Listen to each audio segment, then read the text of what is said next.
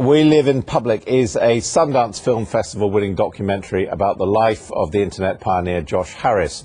Josh anticipated the power of the internet and used it to make his fortune and subsequently to lose his mind. With Quiet, I saw what surveillance could do to the human condition, and the next logical step was to experiment on myself by living in public. He believed that in the not-so-distant future, we'd all put our lives on camera and invite everyone in to watch.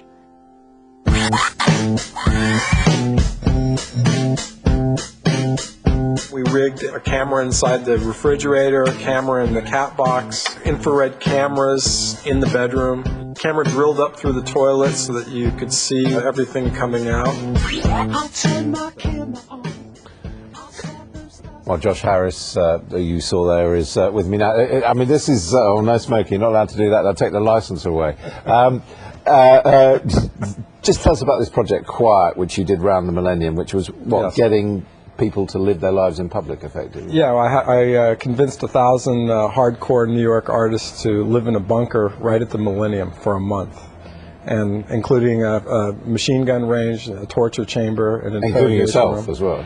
Well, I was sort of I was masterminding, so I was manipulating them as hard as I could. Me and my fellow artists. This is a group of us. I mean, presumably it cost you quite a lot of money. $2 million. And why? What was the point? Well, somebody had to do it. It was New York City at the millennium. There was it caught the zeitgeist. The film catches the zeitgeist of that time. Giuliani had bought 200,000 body bags, and you know, it just had to be done. And what was your point? I mean, you had made money in the first wave of the internet, the dot-com boom. A company I started Jupiter Communications went public. I made about $80 million bucks. So you were just feeling that we really weren't getting what digital technology was doing to our lives, effectively. Well, I understood it better than the average bear, and I'm actually an artist. I made the money to make these installations. So and it also related, of course, to sort of behaviourist psychology and the sort of things which Milgram experiment. Stanley Milgram had done. I mean, not that I was a licensed psychologist or anything. Yeah, okay, but I mean, first of all, did it show that just the fact of being filmed that people behave differently? Yeah, well, you should know that. You're in the business. Yeah, just the fact of being filmed and just the fact of they had a chance of celebrity of some sort.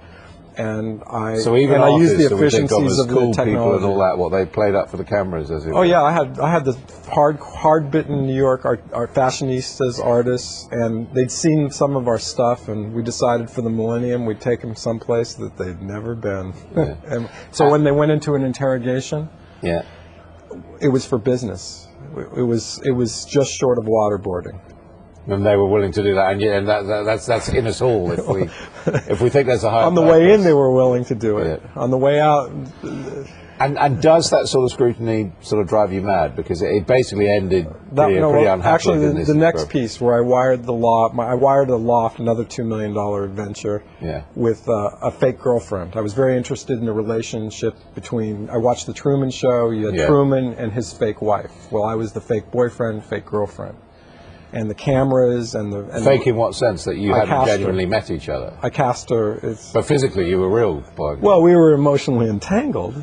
But at 5 years previously, I cast her just to do the 3-month, intensive wiring of my loft. She never knew it though. Yeah, that was the key. She never knew. And that drove you mad, did it? I had a variety of things. I did have a complete nervous breakdown.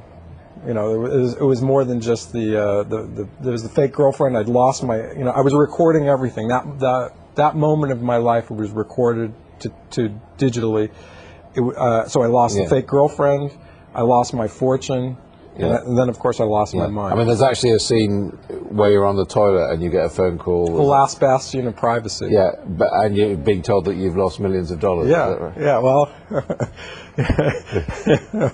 I mean, what's a throne room for? Some people would say it's nothing private, or at least it's nothing sacred. Well, no, we live in public, and I was attacking the last bastion of privacy. Now, remember, the camera was drilled up through the bottom of the loo, with 2 infrared lights, going out to the internet. Yeah. So I think I found the last spot. There was nothing Yeah. left after that. I mean, do you feel? I mean, obviously you were doing this consciously, Yes. but do you think you were mimicking the real life which we all live now? I was showing it in advance. We're, the whole idea that we're sort of chickens in the chicken factory. We're becoming what we eat. Our cages are becoming more and more gilded, but cages nonetheless. Yeah. Well, you think that is the case? Oh, definitely. I mean, every people are starting to feel it. They're locked into their. Yeah. It's more interesting looking at at the machine than talking to someone. You ever sit and talk to someone, they rudely start. Yeah, I think it's rude. Yeah. I think it's completely rude. And do you? They don't do it in Great Britain, Yeah. I'm sure.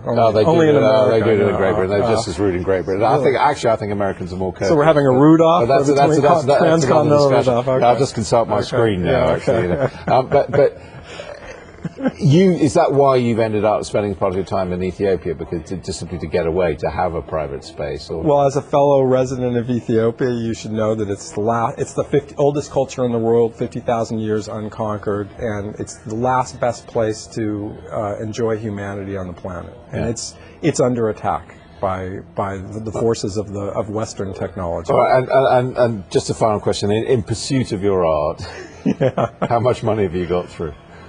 Only about $45 million. $45 million. Yeah.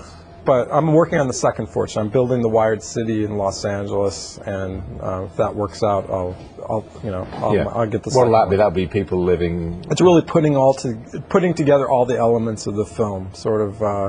But basically, I'm doing Big Brother for business. George Orwell was wrong. It isn't that the government is going to impose surveillance. It's that the audience is going to demand self-surveillance. That's even more frightening, I think. Josh Harris, thank you very much indeed.